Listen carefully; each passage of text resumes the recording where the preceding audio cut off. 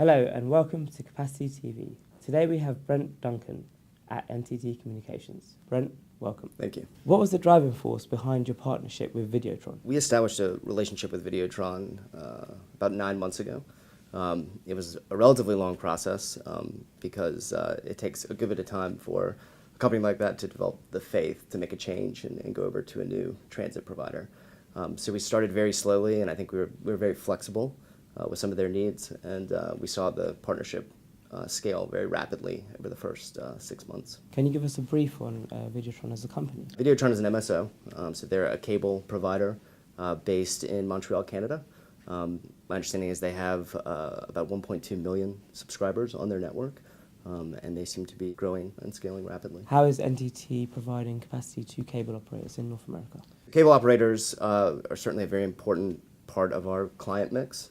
We tend to sell to content companies and then downstream networks like Videotron. It's important for us to maintain balance on our network, and it's good for our content customers to have access to eyeball networks like Videotron, and vice versa, for Videotron to have access to rich content that's delivered very rapidly. Are you seeing an evolution of peering from MSOs rather than IP transit? In conversations we had with cable operators and MSOs as recent as 18 months ago, we were hearing that one of their primary goals was to increase their peering, and they would have a percentage target quarter over quarter that they were trying to reach. But because of some reductions in cost, I think it's caused them to reevaluate how they buy transit versus peering.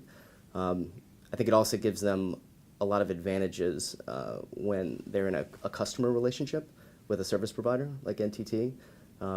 We're obviously inclined to provide excellent service to them as a customer of ours versus a peering relationship where really there's no inherent commercial benefit to either partner. How is NTT providing exceptional service to its customers?